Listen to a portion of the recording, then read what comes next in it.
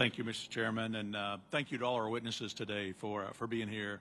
I appreciate having field hearings outside of the D.C. Beltway to hear firsthand really how our policies that are made in Washington affect families and businesses. And I think today's really useful as we talk about trade here, particularly in a hub of global commerce.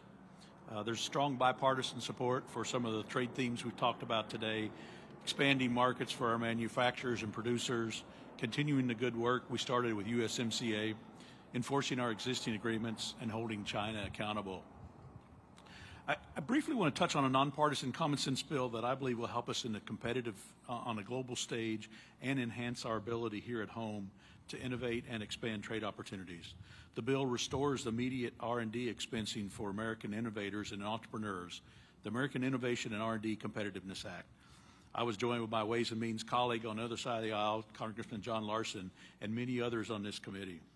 According to the R&D Coalition, the U.S. share of global R&D investments in 2019 was 30%, which is down from 33% in 2009 and 40% in 1999.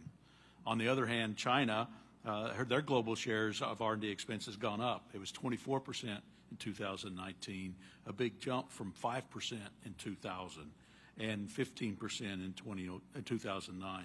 That means that China's R&D expenses have grown by 400% in just 2 decades. By disincentivizing R&D here at home, American tax policies encourages manufacturers and production to move abroad. And we know where R&D occurs is critical for job manufacturing, job growth, and having jobs, period, that then allow us to export American-made products. Mr. Romano, the National Taxpayers Union called this bill a no-brainer and thinks that given its broad bipartisan support and real-world application, it should pass with ease. Do you agree with this as a no-brainer, and what would you say to my colleagues to help encourage them to support legislation like this? I would absolutely say that it agrees. That I would agree with that. From the standpoint of research and development, you think about what we do. We're a miner, and we upgrade the products that ultimately we sell as finished goods to, people like you. Our product is a quality of life product, and the only way we're going to stay ahead of the Chinese is through investment in technology. Technology for the products that we make, the way we make them, and obviously reinvesting in technology and supporting growth with our own employees so that they have the technology and the skills that are required to, as we upgrade our facilities, they've got the capability to run those facilities with new techniques. Yeah, well, thank you. And I talked a little bit about China and their R&D investments. We also know that China's been involved in predatory trade practices and participates in atrocious human rights abuses. At the same time, they've used their Belt and Road Initiative to deepen ties with other countries, while the United States has taken a back seat to some of these practices, including expanding trade. This is deeply disturbing and has a detrimental impact to U.S. workers and small businesses. From a human rights and economic standpoint, Mr. Turkle, what's your assessment of China's aggressive approach to trade, and what should the U.S. be doing to counter the Chinese Communist Party and these practices? Thank you very much for the question. The BRI that you mentioned also has something to do with the ongoing genocide and enslavement of the Uyghur people. When you look at least in the last 10 years of China's economic growth, it has been slowed because they claim that they got millions of people out of poverty, but at the same time it created a vacuum, a labor shortage, which still is the case. And they try to resolve that issue by using the Uyghurs as a modern-day slave. That's one. And the other is a political reason, as I alluded earlier. It's about total control.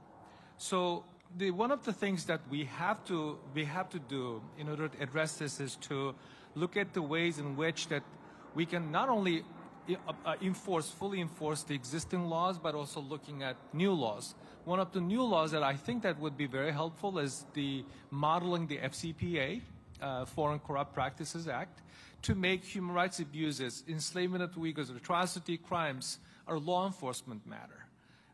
Attaching it to the existing law that we're discussing today. The other thing is that we need to implement Uyghur Human Rights Policy Act that specifically mandates the administration to continue to sanction China's entities. And the UFLPA also requires entity list designation. Since last June, there are only 20 companies that have been designated. We need to expand that. There are 55,000 entities doing business in the Uyghur region. We don't have to designate all of them entity list, but the vast majority of them, including this one here that I'm showing, this amazing report produced by my colleagues at the Uyghur Human Rights Project, reporting the dates, red dates, coming to the United States that are produced, exported by Xinjiang Production Construction Corp., which recognized by the United States government as a paramilitary and also sanctioned under the Global Magnitsky Act. I'd like to ask Chairman for your permission to include this in the record. Without objection. Yeah. Well, thank you. And there's so many issues to talk about. I'd love to talk about some agriculture issues from Kansas with New York, but unfortunately I'm out of time, Mr. Chairman. I yield back.